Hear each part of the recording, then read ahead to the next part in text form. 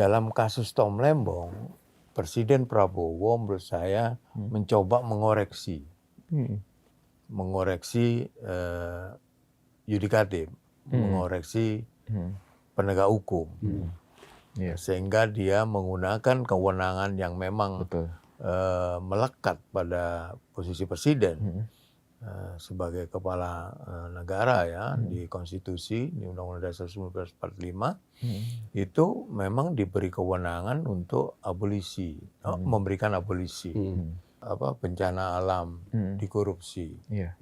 Coba moral lebih bejat. Iya benar. Itu untuk korban Orang bencana alam, orang diambil membutuhkan korupsinya. itu dikorupsi, Pak. Korupsi pengadaan Al-Quran. Iya. Ingat nggak? Iya. Betul. Al-Quran itu kan wilayah suci, Pak. Iya. Betul. Masih dikorupsi ya. Kementerian Agama itu, Pak, yang setiap hari harusnya ngomong soal moral, soal integritas, korupsi, Pak. Terlepas itu mereka terganggu oleh netizen atau tidak ya, tapi paling tidak ketika netizen itu bicara di media sosial yang kemudian mengungkap fakta-fakta yang ada di persidangan, maka publik punya harapan itu tadi bahwa menjadi aneh kalau misalnya di dalam persidangan muncul nama atau orang yang nyata-nyata terlibat, tapi nggak diapa-apain gitu. Iya. Iya kan? Iya benar. Orang pasti kenapa nih gitu. Nah, iya, pasti bertanya. Iya. Nah itu di era sekarang itu menjadi perguncingan di media sosial itu. Iya. Nggak peduli sekarang mau media mainstream nulis apa enggak, atau menyiarkan di itu menjadi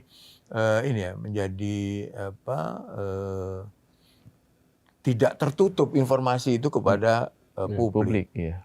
Betul. Terlepas dari medsos itu ada hoaxnya atau tidak, itu informasi itu nyampe gitu kepada publik, maka jadi perguncingan. Tapi ini kekurangannya publik kita itu gampang lupa. Nah itu. Kalau ada satu kasus yang rame gitu ya. Itu aja ya. Ya itu sehari 2 hari seminggu gitu, misalnya. Ada kasus baru. Lupa yang lama. Tenggelam. Iya benar. Tenggelam dan orang tidak mau bertanyakan gitu. Iya. Media kan pasti menulis yang current ya, yang update ya. Yang update kan. Nah, kalau ada kasus yang lebih besar, pasti mereka mengejar yang lebih besar kan, atau kasus yang baru. Orang udah lupa minyak goreng. Betul. Anda juga udah lupa saya kira. Lupa. Sebagai Tapi wartawan memang lupa. ada juga yang beranggapan juga gitu udah bahwa lupa kasus satelit. Iya. Bongkar kasus korupsi memang untuk mengalihkan isu juga. Ya itu inilah pandangan Pak Teguh sendiri seperti itu. Tapi Mas Johan lihat kalau dari kemarin ini kan kita juga sempat dihadapkan dalam beberapa persidangan, disebutkan ternyata banyak yang kontroversi juga gitu ya. Kita lihat kasusnya Tom Lembong, kasus yang kemarin yang Nadiem Makarim. Ini terus banyak kontroversi gitu. Kalau dilihat dari penegakan hukumnya sendiri, Mas Johan lihat dari penegakan hukum untuk korupsi ini seperti apa? Yang sampai proses kalau peradilan. Saya melihat yang proses Tom Lembong ya. Yang Tom Lembong, kita bicara Tom Lembong saja. Iya. Itu saya melihat dari sisi yang berbeda. Presiden secara konstitusi dia diberi kewenangan abolisi. Iya. Yang kemudian dibicarakan dengan DPR. DPR kan setuju juga.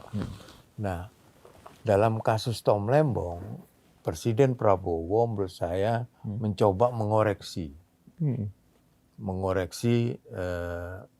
yudikatif, mengoreksi penegak hukum, sehingga dia menggunakan kewenangan yang memang melekat pada posisi presiden sebagai kepala negara ya di konstitusi, di Undang-Undang Dasar 1945 itu memang diberi kewenangan untuk abolisi, memberikan abolisi kepada kasus hukum ya.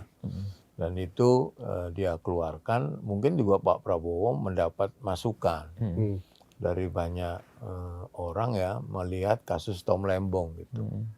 Sehingga dia, kalau saya melihatnya itu, dia mengoreksi, bukan mengganggu penegakan hukum, tapi mengoreksi. Yang kalau dulu kan misalnya kalau orang di bahasanya kriminalisasi lah. Iya, betul. Itu kan nggak ada yang nolong. Iya. Nah, persepsi kriminalisasi menjadi kuat, mungkin ya di dalam pandangan Pak Prabowo. Kemudian dia memperoleh informasi yang banyak tentang itu. Kemudian dia menggunakan kewenangan yang ada pada dirinya. Lalu mengeluarkan abolisi. Dan persepsi publik ya waktu itu, kalau kita baca di media sosial ya, itu kan memang mempertanyakan kenapa Tom atau kenapa hanya Tom yang itu misalnya. Kenapa Tom Lembong? Karena dia melaksanakan apa yang menteri sebelumnya dilaksanakan juga gitu. Tapi Apa kenapa kabar cuma Tom menteri-menteri sebelumnya gitu Lembong kan, ya? gitu. Itu kan ada itu, banyak itu kan. Nah itu mungkin juga apa namanya, dan dia melakukan itu kan juga ada koordinasi juga, nggak cuma itu, sehingga dia inilah kita perlu. Tapi positif loh menurut saya apa tanggapan publik ya terhadap langkah Pak Prabowo mengeluarkan abolisi. Karena dia, kalau menurut saya itu adalah langkah untuk quote-unquote mengoreksi dengan kewenangan yang dipunyai oleh Pak Prabowo. Saya nggak mengomentari yang lain ya, tapi abolisi ini kalau dilihat dari rentetan sidang atau pengusutan kasus Tom Lembong, kemudian reaksi publik, kemudian penjelasan Tom Lembong, kemudian apa yang dituduhkan gitu ya, itu kan sekarang kan nggak ada yang nggak bisa ditutupi sekarang itu. Sekarang tuh zamannya dan real time ya, real time dalam pengertian gini, peristiwa detik ini itu juga akan diketahui oleh semua orang detik itu juga. Benar. Kalau dulu kan kita nunggu berita besoknya. Sekarang streaming YouTube udah langsung live itu, iya. real time ya kejadiannya. Yang kedua, kalau zaman dulu background, saya kan mantan wartawan juga, off the record itu kan sesuatu yang harus disimpan ya, yang tahu hanya satu sumber itu yang ngomong.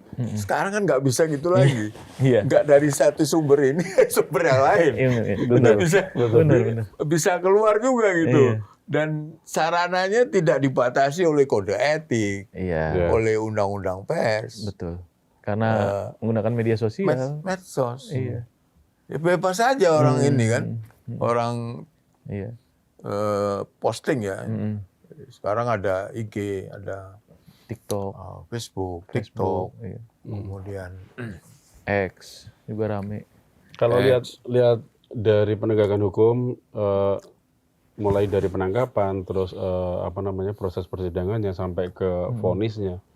Kalau Mas Johan bagian dari yang pesimistik atau optimistik untuk pemberantasan korupsi ke depan? Mungkin 5-10 tahun ke depan bangsa Indonesia. Sebelum Dadan ditangkap itu saya pesimis, Pak. Tapi setelah Dadan ditangkap ada rasa optimisme saya gitu. Ada secercah ya, optimis lagi terhadap penegakan hukum ya. Tapi kan ini masih berjalan nih, Mas. Iya. Artinya kalau misalnya di tengah-tengah, kalau di tengah-tengah mandek kita pesimis lagi nih. Itulah tugas mulia Anda sebagai media untuk menyuarakan itu kepada publik. Tapi di sini pandangan atau penilaian Mas Johan terhadap penegak hukumnya, entah itu Kejaksaan Agung, KPK maupun Polri, oke ya untuk ini udah on the track itu atau seperti apa? Tapi terlalu jauh kita kalau ngomong on the track ya. Tapi paling enggak rasa optimis itu muncul. Ketika karena gini, berkali-kali ya saya kalau diwawancara sama media itu Panglima pemberantasan korupsi itu presiden, gitu loh. Ya. Kalau presiden nggak punya komitmen, itu maka bawahnya juga nggak bisa, karena dia kan pemimpin tertinggi. Nah, dengan dengan Dadan tertangkap yang kemudian kita mengasosiasikan atau mempersepsikan bahwa Dadan itu adalah orang dekatnya Pak Prabowo, itu disikat gitu. Sesederhana itu. Apakah nanti, nah itu kita lihat nanti. Tapi paling tidak, itu kan tadi ditanya pesimis kita harus apa kawal optimis. bareng-bareng ya ini. Pesimis apa optimis. Itu. Sekarang secerca optimis itu ada. Sebelumnya pesimis, saya sebelumnya pesimis. Dengan itu, saya yakin ini akan merembet kemana-mana nih. Nggak hanya di BGN menurut saya. Jadi di lembaga-lembaga lain yang terlibat mungkin juga di lembaga lain juga, ini dibersihin juga ya. Dibersihin. Tapi sinyal main pasar juga positif, Mas. Hari ini. Iya, dolarnya kan turun tuh, rupiahnya menguat sedikit. 5 rupiah. Berapa menguatnya? 17.000. Sebagai penutup Mas Johan. 1.000 lumayan dong. Iya. Menurut Mas Johan, sebagai penutup, musuh terbesar dari korupsi itu apa sebenarnya? Dulu di awal-awal musuh terbesar dari pemberantasan korupsi ya, Pak. Ya, di awal-awal kan orang korupsi itu karena gaji nggak cukup. Iya. Itu terbantahkan ketika ada KPK. Yang ditangkap adalah kaum greedy, yang serakah. Gaji 300 juta sebulan, jadi komisaris di mana-mana, nambah-tambah lagi kan gajinya. Hari ini makan di Jakarta, besok nginepnya di Jepang juga bisa, di Tokyo gitu dengan gaji itu. Tapi itu korupsi juga. Nah, pertanyaannya adalah bahwa korupsi itu tidak dikarenakan orang gajinya kecil, karena kebutuhan. Artinya moral. Jadi kalau sumber daya manusianya tidak dibenahi, 1000 aturan pun yang Anda bikin, itu nggak akan mempan. Yang kedua, yang selalu sampaikan, keteladanan, Pak. Nah, dari pemimpin. Pemimpin itu dari tingkat atas, menengah sampai bawah. Kita merindukan orang-orang seperti Bung Hatta, wakil presiden, yang untuk beli sepatu Beli saja, dia harus menabung. Mana ada sekarang? Kita agak sedikit yang ke sini. Barudin Lopa, Jaksa Agung, yang wafat waktu itu. Rumah waktu jadi dirjen, saya kenal baik ya, dan sering, saya dulu kan wartawan, berapa kali wawancara. Sebagai dirjen lapas, kalau nggak salah waktu itu di Cipinang, rumah dinasnya, itu kalau ada setrikanya nyala, pompa airnya nyala, listriknya mati, Pak. Oh, jepret ya? Jeglek. Itu bahasa Inggrisnya jeglek. Jeglek, iya. Telepon di rumahnya digembok. Dulu kan masih begini kan. Oh iya. Itu digembok. Anaknya nggak boleh, Pak. Pakai telepon. Ketika dia Jaksa Agung, apa bekal yang dia bawa? Makan dia itu, sarapan dia itu. Jadi di rantang itu, saya ini kalau mau ini agak ini haru lah itu, lihat dia itu. Mana orang di zaman waktu itu ya, itu ada pisang godok itu, pisang rebus. Pisang rebus, ya. Itu sarapan dia itu, ketela. Iya, yang ketela pohon itu loh, yang kaspe, bahasa Inggrisnya kaspe itu, rebus itu. Itu Bung Karno pada umur-umur yang masih belia memikirkan negara, Pak. Umur berapa dia? Udah 20-an. Udah pikirannya udah negara. Sekarang pahlawan-pahlawan itu justru kita temukan di pojok-pojok yang kotor ya. Di jalan-jalan yang yang rusuh gitu. Ada penjaga toilet yang mengembalikan uang, ada kan? Ada. Ya, berapa juta yang ditemukan. Karena dia merasa bahwa itu bukan uangnya. Di toilet kan nggak ada CCTV, Pak. Iya. Saya bisa pastikan itu. Kalau itu disimpan sama dia kan Nggak ada yang tahu. nggak ada yang tahu. Tapi kejujurannya dia itu teladan justru dicontohkan oleh orang-orang seperti itu. Gitu. Iya. Nah, tapi di ini ada bencana alam, di korupsi. Iya.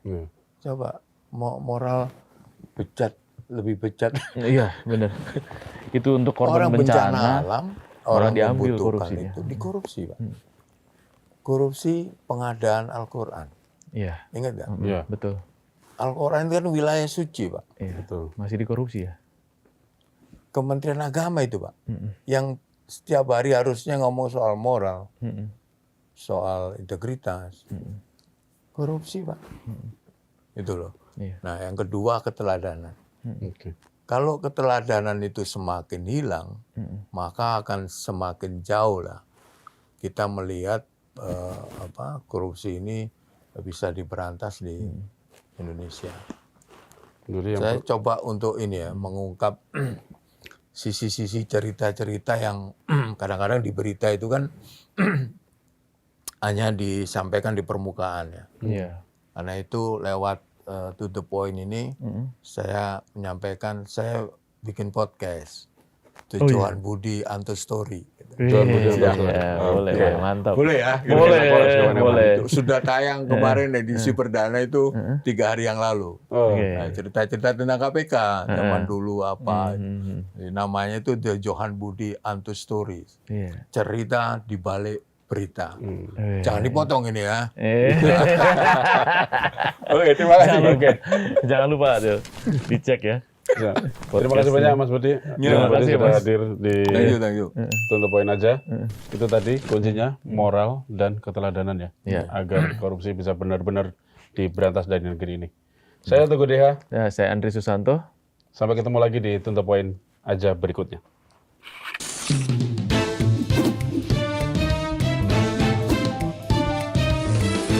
To the point aja.